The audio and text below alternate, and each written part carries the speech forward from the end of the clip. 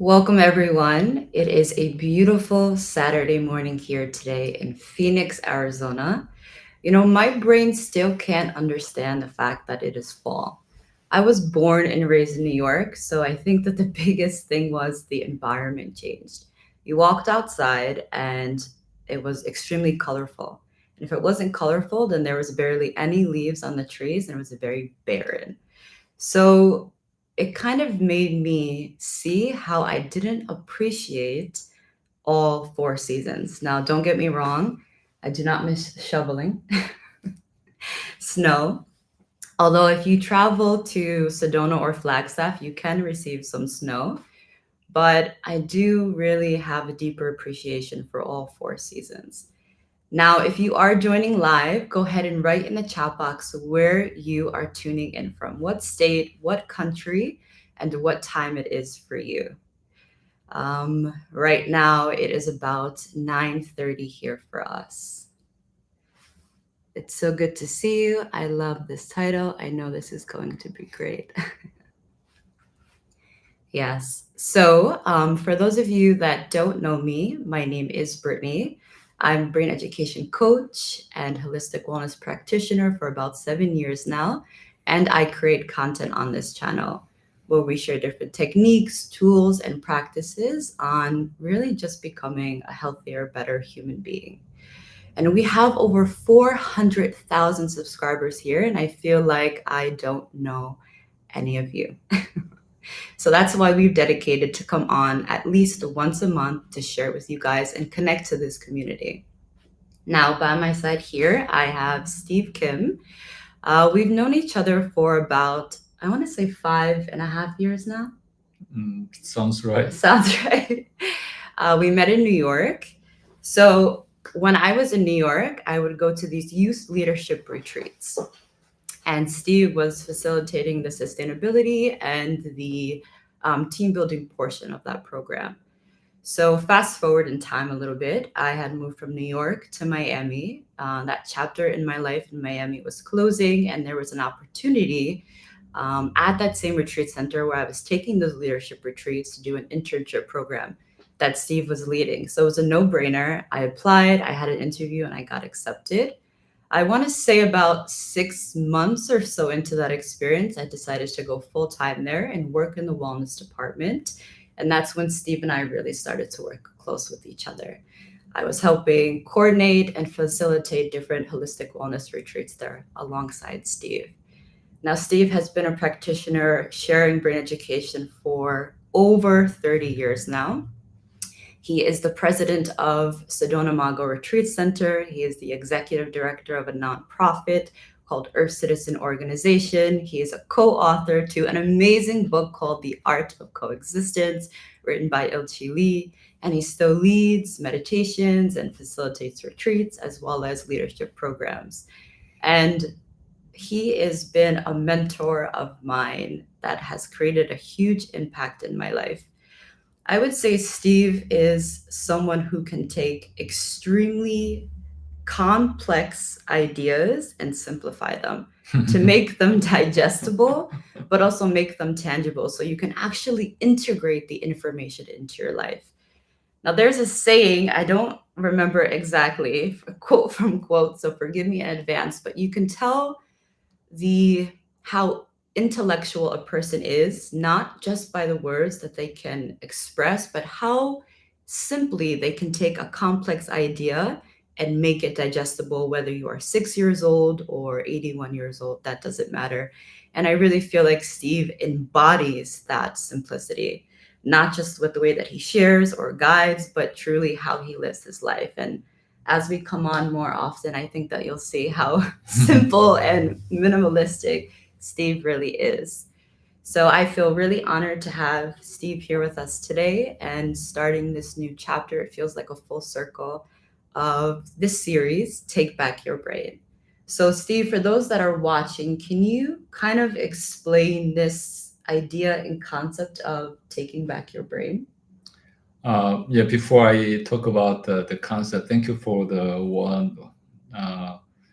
wonderful introduction. I didn't expect that much, but I think it's not, it may be not what I'm doing, but definitely what she said about me is what I'm aspiring to be. So thank you for that introduction. I will try to match up to that to that expectation. Uh, so taking back your brain.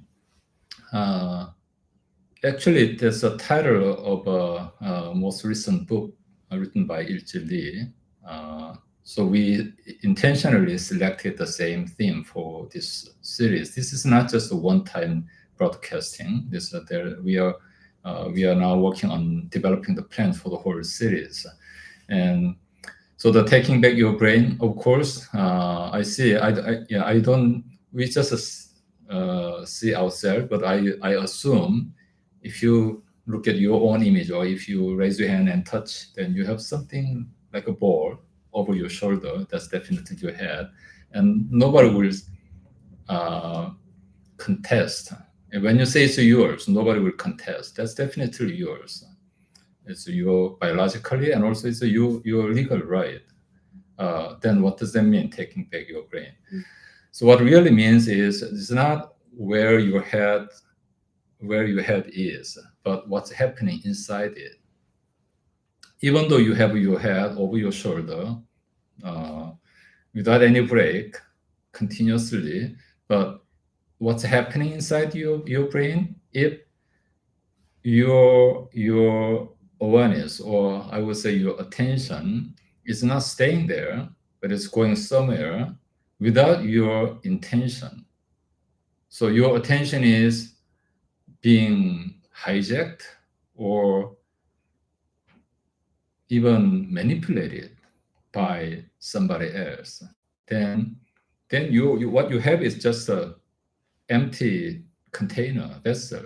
But the most important function of the brain, your attention, your awareness, is somewhere else. Then, so when you have a home, but the owner is always out there, and other people or other things just come in and out and using the empty house, can you really say that that's your home? So that's the main point. So what truly means taking back your brain is your brain is already there, but what's more important is what's happening inside it.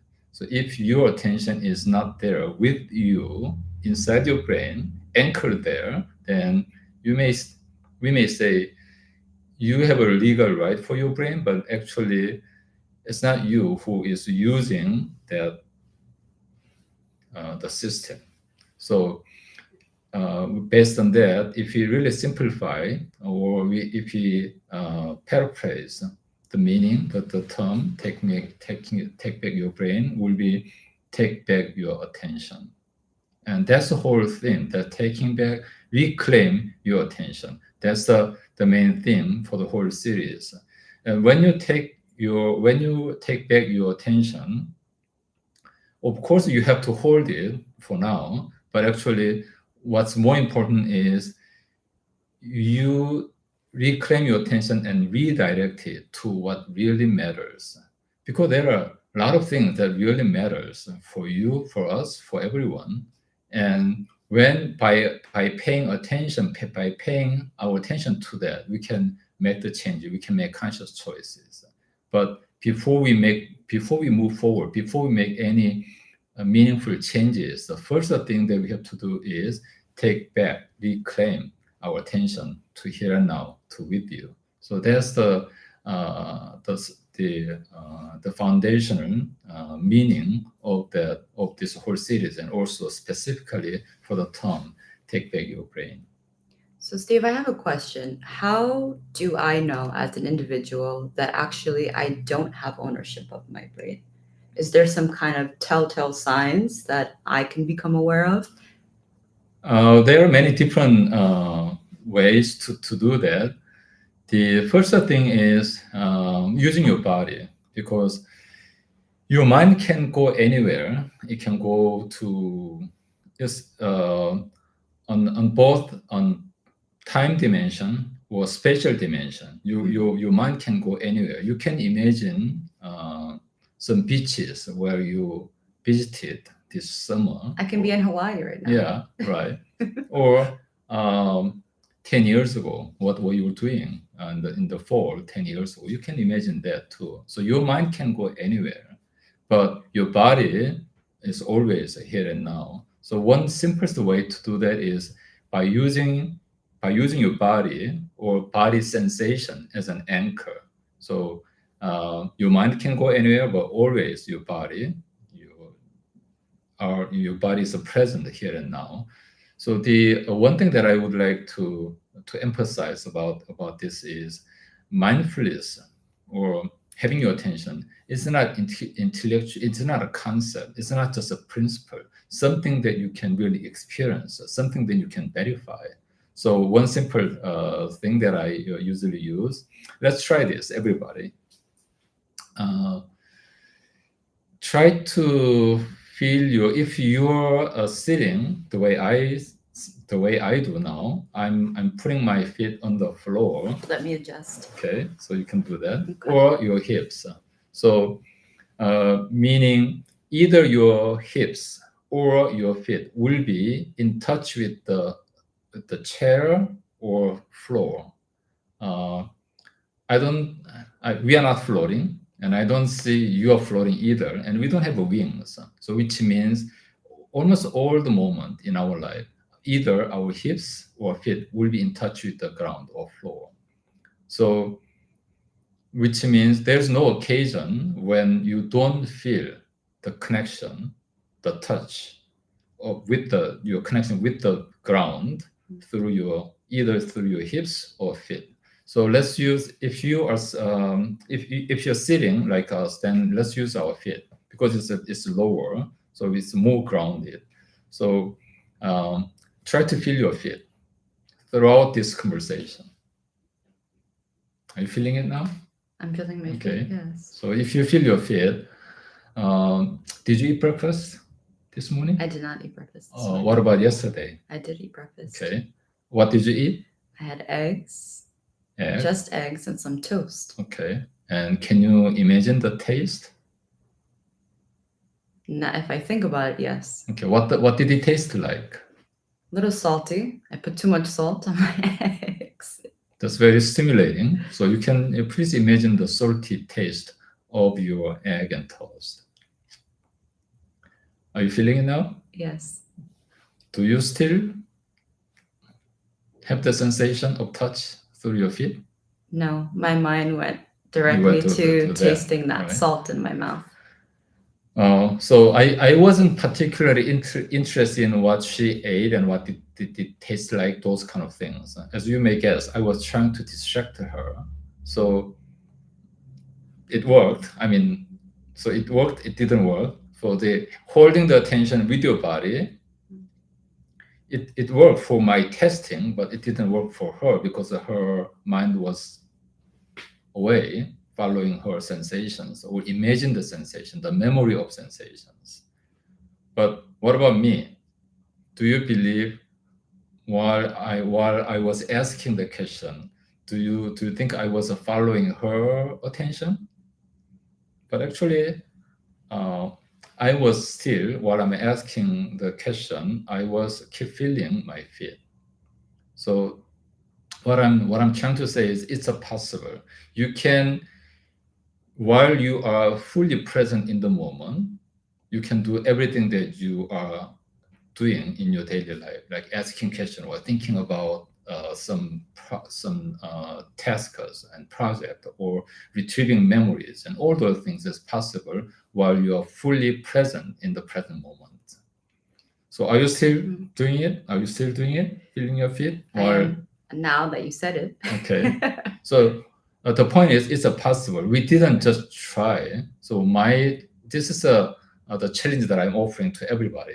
Try to keep the sensation throughout this conversation, and if possible, try to extend even while you're doing other things. When you do that, we don't need to go to all the details, but there are a lot of benefit. I will explain more of that. That's the kind of simplest mindfulness practice, feeling your feet while you're doing, whether you're doing something or not, just all the time. Try to feel your feet. I think that's a good way also to experience and try to train yourself for attention management. Mhm. Now, with this lack of attention management, where do you think that our awareness is going because of that? What takes us away from being able to manage our attention?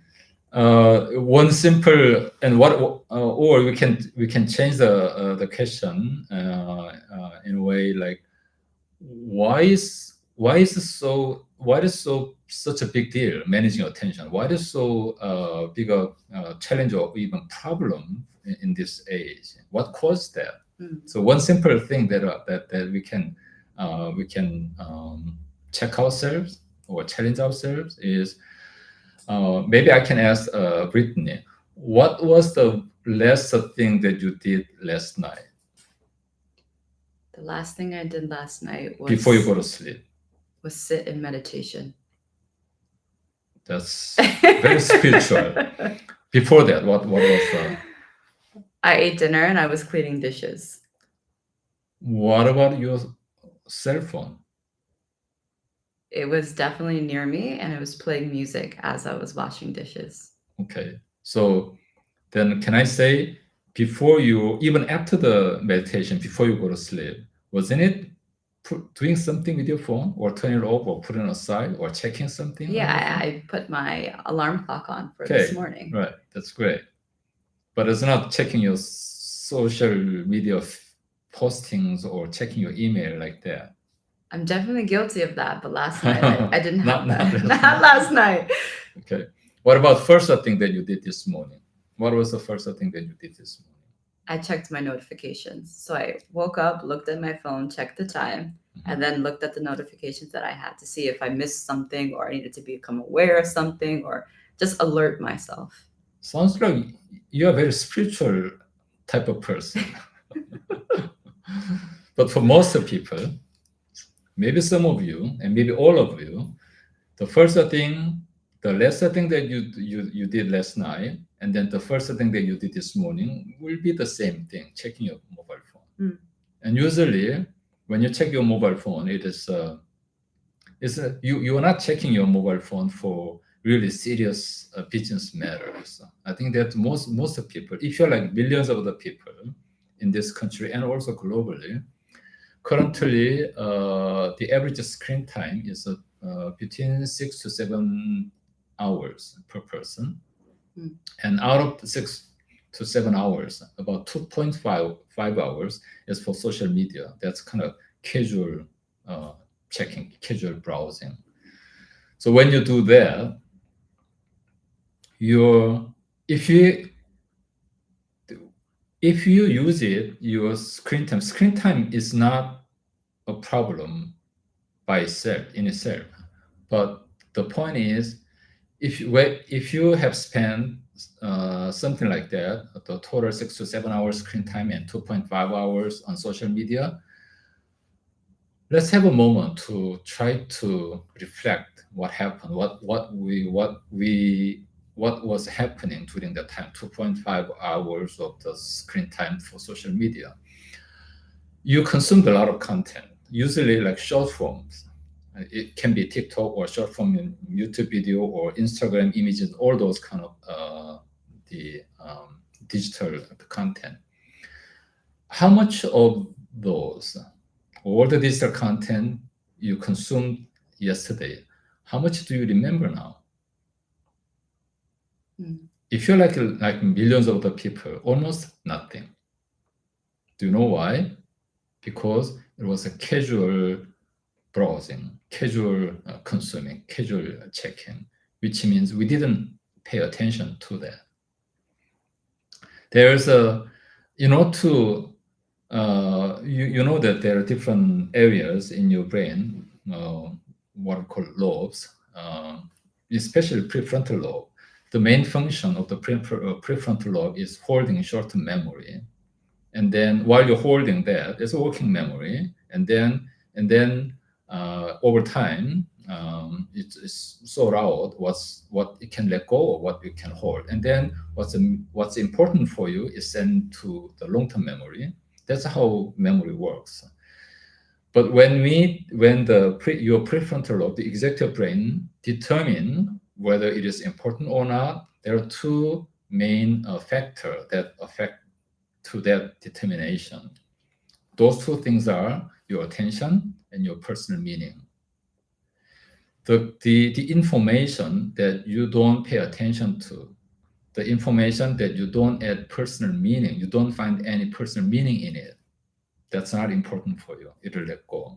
So that's what we see now. All the information, because you didn't pay attention to that, you didn't add or find any personal meaning in there. Most of them is gone now. That's only just a part of the issue now we have. So we can say your attention and personal meanings are like glue for your all the information that goes through your brain. Without that, everything will go through like sands going through your fingers. It will be gone. But if you continue to use your brain like that, then eventually your prefrontal lobe will lose its capacity to hold memory. So it's not only the content, the container itself will become weak and actually broken. And then you may have some idea why it is associated, why it is linked to your long-term brain health, because losing your short-term memory, losing your capacity for short-term memory, that's the first symptom of dementia, Alzheimer. So the people who are actively using social media now, they're spending 6 to 7 hours on their screen, are too young to get the diagnosis for Alzheimer yet. But they have an Alzheimer-like symptom, like lack of attention, losing the memory, and so easily. So I believe, so we usually say that attention deficit is a kind of new pandemic, but actually when they age, when these people currently who may have Alzheimer-like symptoms already, but too young to get that kind of diagnosis.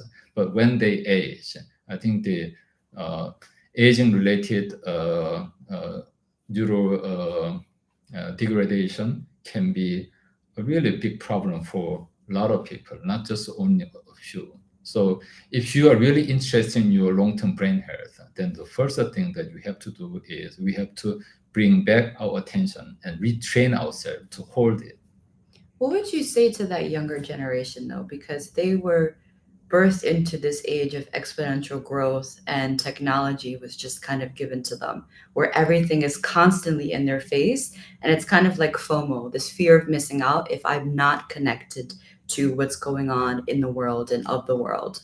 And I'm in the generation where I'm completely programmed to believe that that is a healthy truth.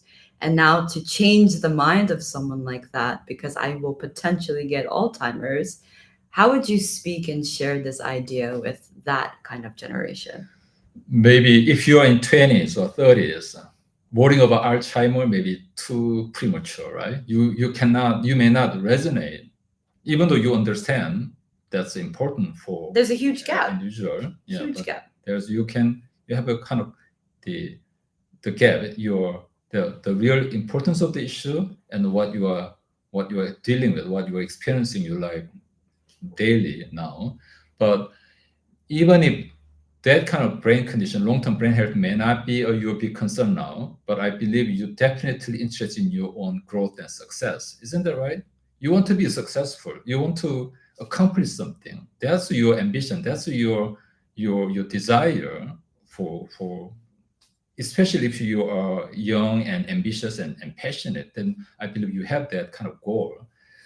Here's what I want to say.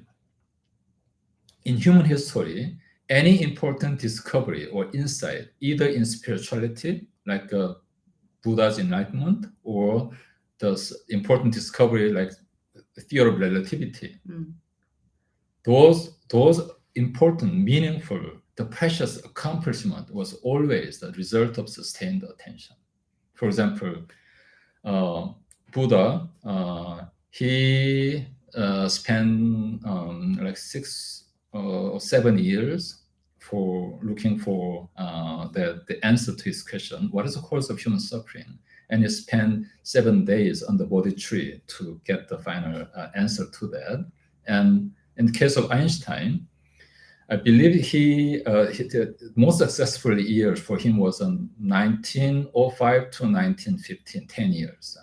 During the 10 years, he spent most of his time wondering about the nature of time and space. That's how in 1915, he could get the answer to the question. So all of those things, these are just two examples, but even your relationship, when you talk to someone, while you're talking, you're sharing your heart, and the other person is just checking the mobile phone. How would you feel?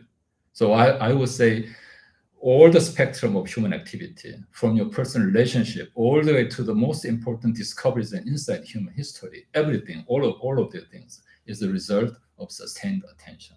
If your attention is keep passing, wondering, run around like crazy, then not only the result of that is not only your long-term brain unhealthy condition of your brain, but actually the real accomplishment, being successful, being productive in our life. That's what we lose by allowing our attention being used like that. So I think that you may not be interested in or concerned about your long-term brain health, but that if you want to accomplish something, if you want to doing something meaningful in your life, regardless of your age, then you have to manage your attention. Okay, so to actually experience this and take away something tangible today, can you guide us through some kind of practice? Yes, let's do simple thing. The first thing that I will Simple. do, yeah, simple thing. Your attention is easy to move because that's almost its nature. If you don't do anything, your attention will run around. It can do 1,000 things at the same time. It's not at the same time, just keep switching the attention, right? Multitasking is kind of illusion. You're just switching your attention. So moving your attention is easy. It's like its nature, like monkey mind. It does that all the time. So the main point of training your attention, when you say manage your attention or train your attention, the main point is slowing it down, not speeding up. So that's the main thing that we're going to do. But slowing down or even not moving, keeping still without moving at all, that's extremely difficult. So we're not going to do that right away. But in the beginning, we'll try to just slow it down. So we'll do it together. I will ask you to shift your focus, your attention from top of your head. I will refer to the points, like 10 points. By following that, you shift your attention. We'll do it like 1 or 2 times. And then I'll ask you, count your breath. So do I have this right? So by slowing down your brain, you are bringing back in your attention. While you are moving it, meaning you are driving it, you are managing it. Okay. And then after we repeat it like twice, and then hold your attention around your lower abdomen and just count your breath. Breathe comfortably with your lower abdomen and count, let's say, 30 breaths. Let's see how that works. Okay, let's try. So you may keep if you like, you can close your eyes, or you can keep your eyes open. It's also okay. So with your eyes closed, feel your feet and feel your hips. Feel the connection with the ground. As long as you feel the sensation, you are here and now with your body. Your attention is with your body. Now focus on the top of your head. Still be aware of your breathing. Now move it to your forehead. Forehead, nose,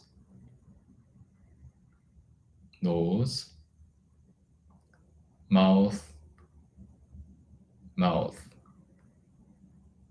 neck, neck, chest, chest, upper abdomen, upper abdomen. lower abdomen, your hips, and ground. Be grounded. Let's repeat it one more time from top of your head,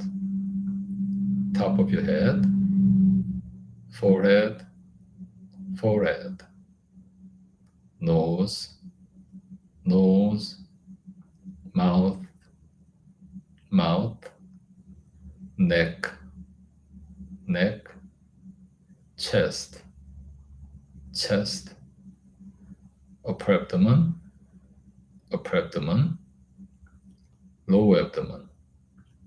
lower abdomen, hips, down to the ground. Stay grounded. Now breathe naturally, comfortably with your abdomen and count your breath. In and out is one breath. And count your breath 30 times.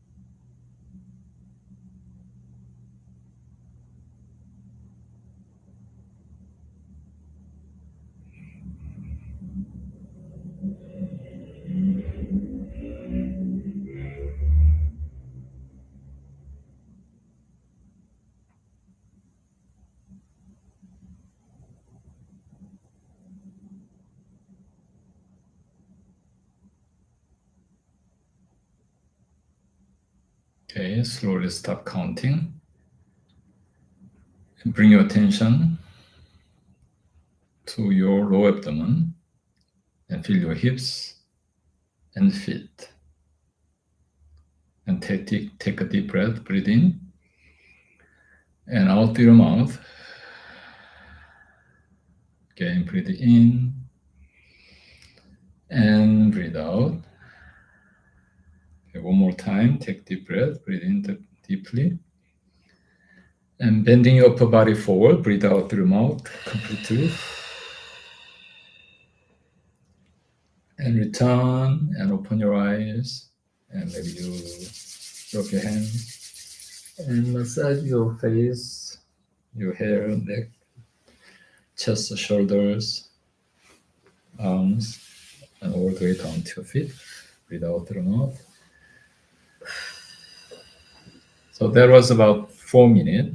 I intentionally did it about 4 minutes because if your breathing frequency is less than 10, then that's how you begin to relax. Less than 7, that's better, as you are really relaxed. But if it's more than 10, you may say you are a little excited. So thank you for the excitement. If your counting was more than 30, thank you for your excitement. If it's less than 30, that's great. You are already deeply relaxed. So, but while you're counting, or didn't this happen? Where was I? How many times did I count so far? And then do you have to, and then starting over? Did it happen to you? It definitely happened for me, and I saw my awareness go out here, go there, and then I lost count, or I lost my center. Okay. So it's normal. It may happen 1 or 2 times, but that's fine. You can start over. But as you realize that even counting 30 breaths, that's challenging, and you can challenge yourself. We are not going to do it this morning, but I would offer the challenge. Try to count 100 breaths, and maybe not all time, but try it only once or twice a day. And that's really effective and powerful attention management training. If you are able to complete the counting 100 breaths, that means you really have strong the power of managing attention. It's like developing your muscle power. So no matter how often you go to the gym, you just see the space and touch the equipment. You don't develop any muscle power at all. So it's like that. Understanding the concept or using your intellect, that's great, but actually that's not how we develop our strength of our attention. You have to really hold it. By holding it, actually you are developing your muscle of your attention, and you can lift heavier tasks. So this is basic training. Once we learn how to manage our attention, then we can use it exactly in the way we intended for the important things in our life. So we'll move forward to that. But before we meet again, I would suggest keep challenging yourself. Try to extend the duration of your attention, starting from just counting 30 breaths, and you can keep expanding until being able to count 100 breaths. So I hope I'm not sure we have a complete schedule for the whole series, but once we get together again, I hope everybody has that level, that accomplishment, and really celebrate our success all together. If you're joining live, go ahead and write in the chat box, what number did you get to when you were counting your breath? Personally, I got to 24, but there's this kind of feeling and sensation as I continue to go and don't give up, and it feels like an anchor inside of me. And I can honestly feel my body emptying out of what I'm unconsciously holding on to. So I hope that you had a similar experience. And like Steve said, this is just the beginning, an introduction to our new podcast series, Take Back Your Brain. And we're going to dive deeper as the months go on into different topics. Now, if there's a specific topic that you'd like us to touch on, you can definitely write it in the comments, or we have a community section on our page where we're very active on as well. So please start a conversation there. And in the description below, if you're watching this replay, it'll also be a space where you can leave your email and you'll get notified when we upload or post, or when we're actually going to go live, when we discuss when we're going to, every month come on here. So again, thank you so much, everyone who joined, and thank you, Steve, for joining and entering this new chapter in this podcast with me. We are going to stay a little bit longer, a couple minutes, if you have any questions about anything that we spoke about today. So feel free to load those in the chat box. And for those of you who need to leave now, it's a very nice spending time with you. Thank you, everyone.